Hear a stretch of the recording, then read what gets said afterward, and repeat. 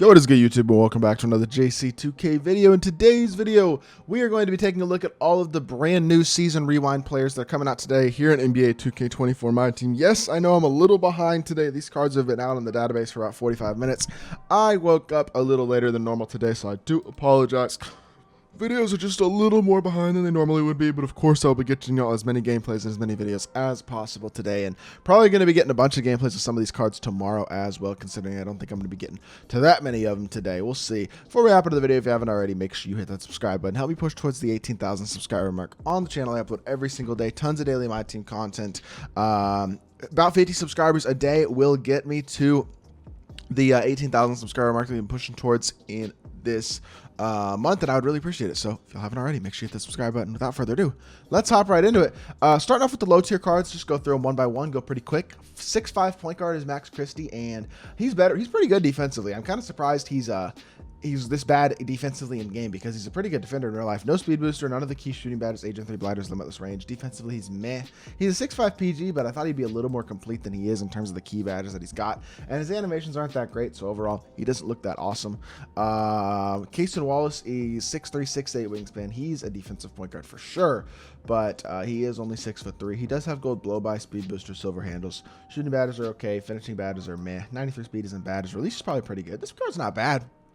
Looks like a budget Drew Holiday, kind of.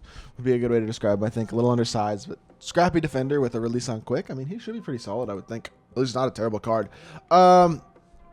Looking at Trace Jackson Davis, the question is, can he shoot? No, he can't. He's got a 44 3-ball.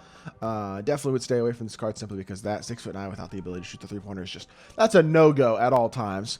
Julian Strawther is 6'6", 6'9" wingspan, 88 speed, 84 excel, 92 3-ball, 85 driving dunk, 82 interior, 88 perimeter, 88 lateral, 84 steal, and 78 block. Shooting badges on him are great. Playmaking badges on him are meh. I mean, not bad, but he doesn't have speed booster. Defensively, he's pretty good, though. He's a nice little 3-and-D wing. I like this card with good athletic ability as well, and the ability to put the ball on the floor. I mean, he's pretty solid. Really only missing a couple of the interior badges as well as speed booster, and that's pretty solid, honestly, for a 6'6" shooting guard. Like, I think he looks pretty good.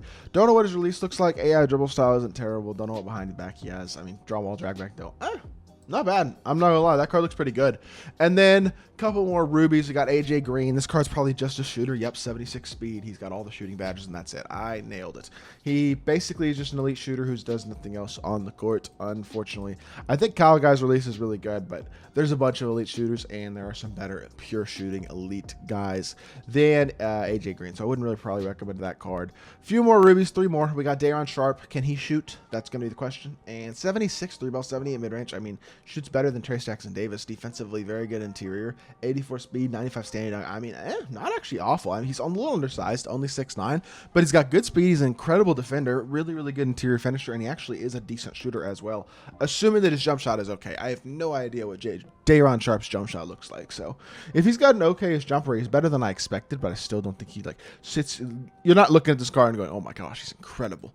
Caleb Houston is a card that you might actually look at and go, oh my gosh, he's incredible, though, because he's a 6'8" shooting guard, 7-foot wingspan. He could put the ball on the floor a little bit, even though he doesn't have speed booster. Shooting badges are really, really good. Defensively, he's got pretty good badges too. I mean, at least he's got solid defense on the perimeter, and he's 6'8", 90 perimeter, 90 lateral, 88 steal. Not the best finisher, but 92 3-ball, 86 speed, 84 excel. The ability to burst. He reminds me a lot of James Jones, honestly, because really good release as well. D-book dribble style, D-book basic fade is good.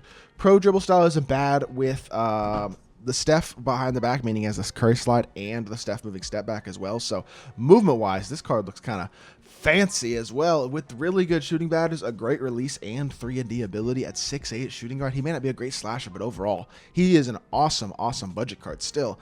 And then Jalen Johnson is a 6'8" wing, 7-foot wingspan, should be pretty athletic, and he is, as well as a good shooter, and he's got gold limitless range. Nice.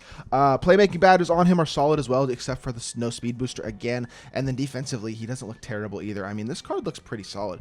No anchor, but I mean, at the small forward position, he looks pretty good, athletic with length, the ability to shoot the ball well, good shooting badges. Another good-looking budget wing. Pretty complete, especially for a Ruby.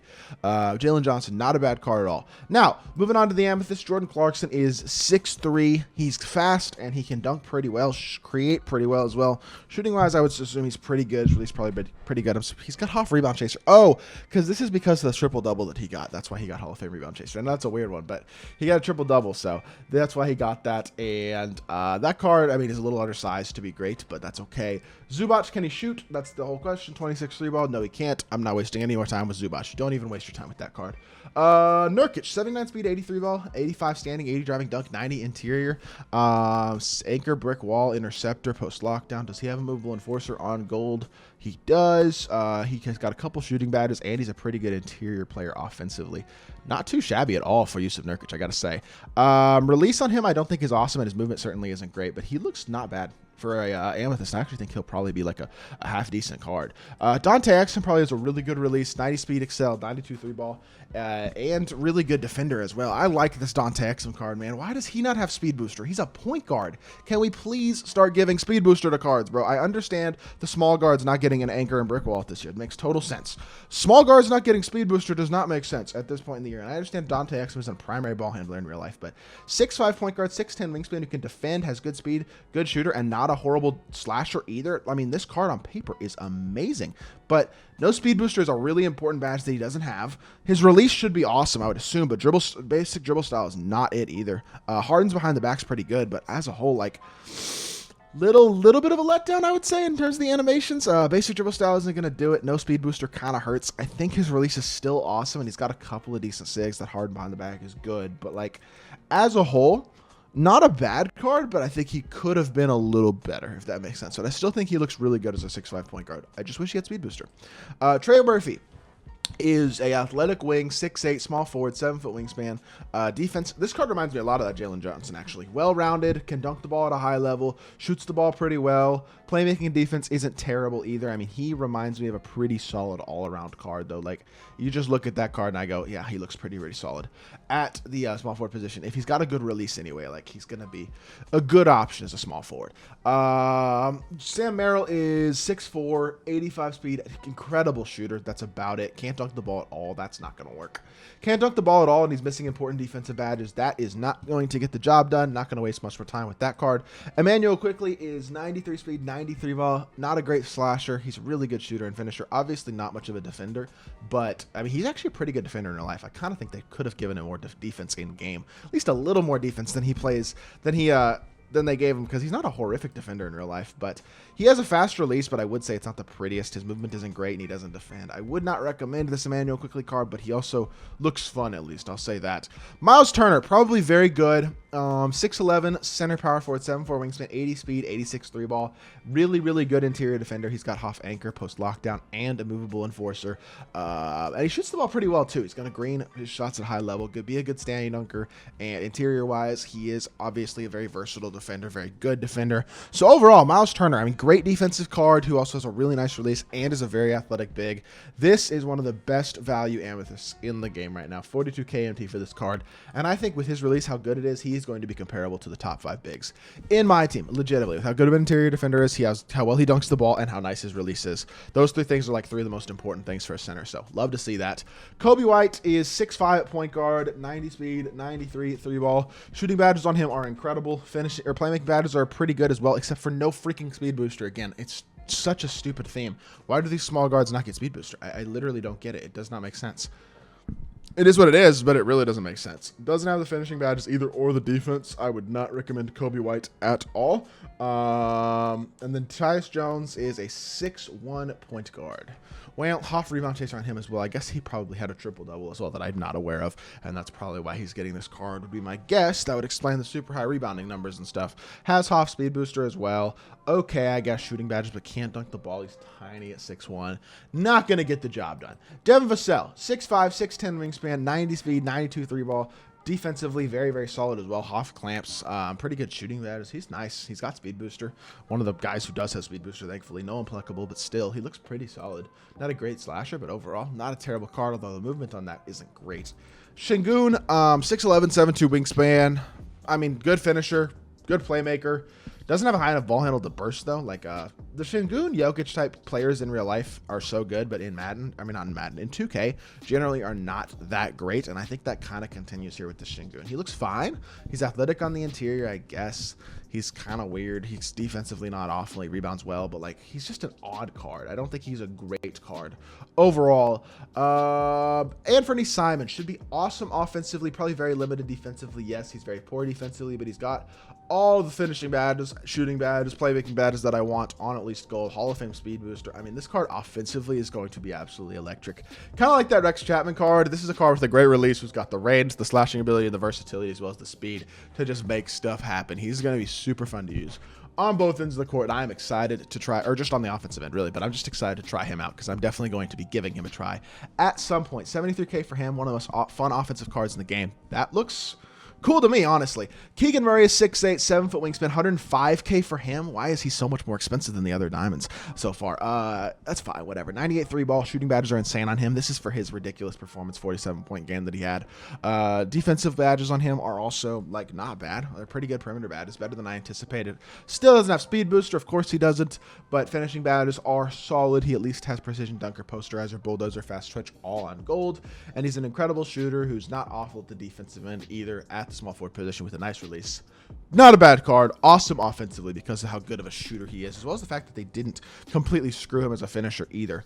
Bogdanovic is 6'7", 6'11 wingspan, 96 3-ball, amazing shooting badges. Again, no playmaking at all or defense, really. That is not going to cut it. Same thing with not even really key finishing badges. Like, he's missing pretty much every single key badge with the exception of the shooting badges. So I do not think that's good at all for Bojan Bogdanovic. I would stay away from him. I don't think he's going to be all that good. Bam Adebayo, the one thing I will say about Bam, he's got a really good release, so that does automatically give Bam like a head start here. His release is awesome. I know that. Bulldozer, precision dunker, posterizer, off anchor, clamps, post lockdown, pogo stick, rebound chaser. You love to see that. He's got every single defensive badge in the game on at least gold, including all the perimeter ones, even 94 feet, right? Stick ripper, fast feet, that type of stuff. Huff big driver, as well as the bulldozer, precision dunker, and posterizer. He's not an insane shooter, but with a good release, he should be a very, very solid shooter. He's an incredible defender. Playmaking-wise, at least he can put them all on the floor with an 86 ball handle, and he is a very good dunker, very good finisher, obviously, with very good finishing badges.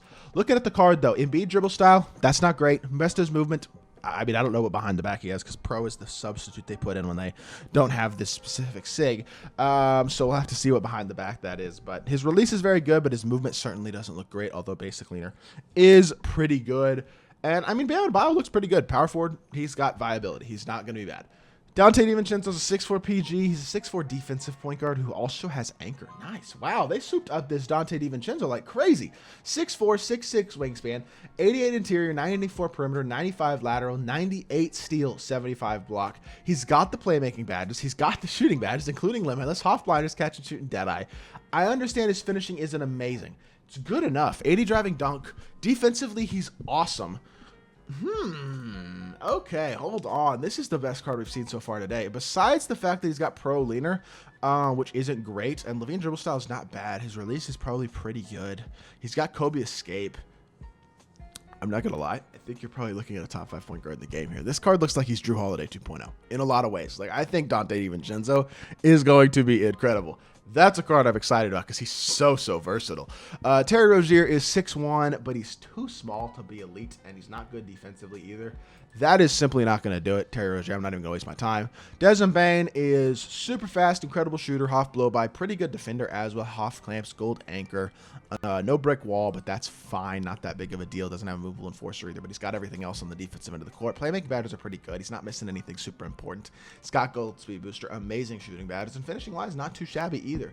Only 75 driving dunk, but pretty good finishing badges on gold. 97 3-ball, 95 speed. He is souped up. Defensively pretty good. Release is, I know, pretty good. MJ dribble style is nice as well. I don't know what behind the back he has, but I think it's a good one. Overall, Desmond Bane is looking like he might cook up at the shooting guard position. Might be one of the best shooting guards in my team, especially two ways. Joel Embiid, 7'7", 5 wingspan at the center position. He is going to be incredible. This card probably is going to be right there with guys like D-Rob and Wemby. D-Rob and Wemby is the best center in the game, really. I truly believe that. 97 interior, 91 block. Not the greatest finisher, but pretty darn good still. Bunch of Hall of Fame finishing badges, so he will stand and dunk really, really well, though.